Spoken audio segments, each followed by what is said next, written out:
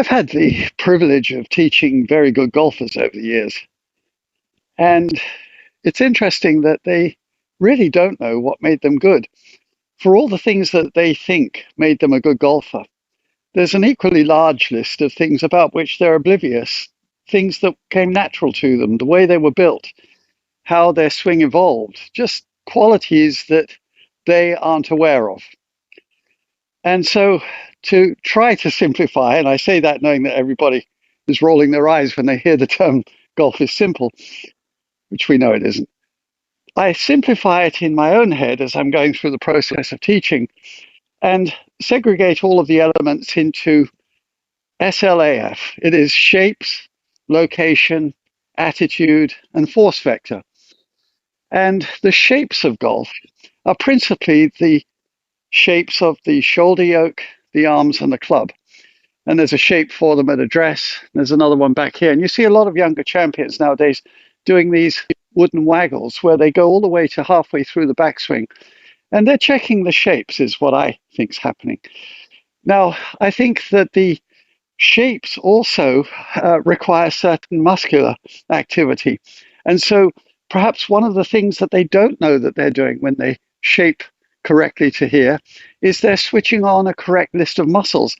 And of course, Ben Hogan's famous pictures in his wonderful book, The 5 Lessons, talked about the interior muscles down both the arms and the legs. But in fact, you'll notice when you test this that it's the outer muscles which are really active to keep these shapes correct all the way to here. And I would suggest that finding them and using them as a template for both the address position and the amount of effort that you're putting into achieving and maintaining those shapes is of great value. More about this in the pub. So shapes, attitude, location, and force vector. And so the waggle activates certain muscles, which I think are valuable for maintenance because we're trying to create shapes that we can keep and apply force through. And so that waggle that you see younger champions do looks at the club head and its attitude vis-a-vis the ground and the body angle. And also the shaft line, which is quite nowadays commonly pointed at the belt buckle, rather than a few years ago, I think, of Nick Faldo advocating at this point that the shaft be pointing at the target on the line paralleling your feet. And one of the ways that historically has been used to try to first establish the shapes of these swinging components, the shoulder, yoke, arms, and club, I remember with Jerry Pate, 1976 US Open champion, a great golfer, who I think was taught at college that you could extend your arms into what is required to form a circle with a golf club in your arms, and then just cock your wrists straight up and take that shape and turn the shoulders. And if I'm not mistaken, I think that Sam Snead said something similar to that during his wonderful career. Now you can modify it a little by cocking the club straight up and then angling it, because that's how we want the shaft to appear so that it can follow the left arm down to the ball. But you get the idea. Cock the wrist, turn the shoulders, and you're in a position that's valuable. And I think that that is a variation of what the young champions are doing with these modern waggles nowadays. So just to fill in the blanks about location, attitude, and force vector. Well, force vector is simply we've got a certain amount of force and we want to send it down a particular route. Well, that, we hope, becomes relatively automatic if we've done the earlier things correctly, the shapes. Now the location, let's say that these shapes have to be located correctly.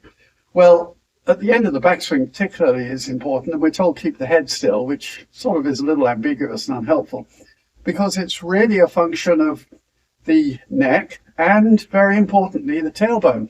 Because what controls the location and attitude is essentially everything else, your body and legs. So if you get back here and you've moved your head over your left toe, which is not uncommon, then the location is wrong. Probably the attitude as well. And so to maintain the correct location and attitude, your neck has to stay over more towards, let's say, your right toe, and your tailbone, which is of course stuck out behind you and is attached, has to stay more toward your left heel. And those things have to be maintained. It's not easy, because it's a lot easier to do the backswing leaning your head over your left toe and your tailbone over your right heel. And so maintaining that actually stresses you and trains you. And so champion golfers who just inherently find themselves in these shapes don't put a lot of information in there to the rest of the world about this being important, because they don't notice it. They do it naturally.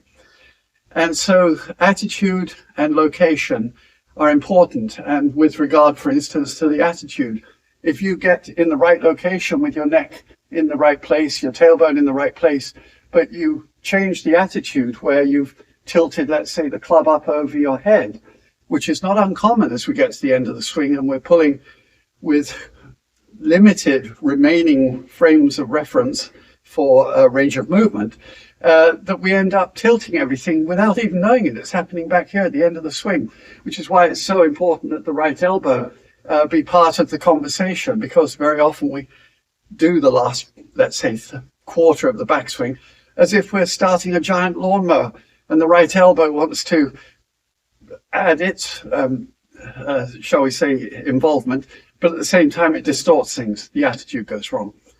Now, if you look at the history of the game with great champions like Harry Vardon, and even Max Faulkner talked about it, they arrived at the end of the swing with this elbow stuck out here.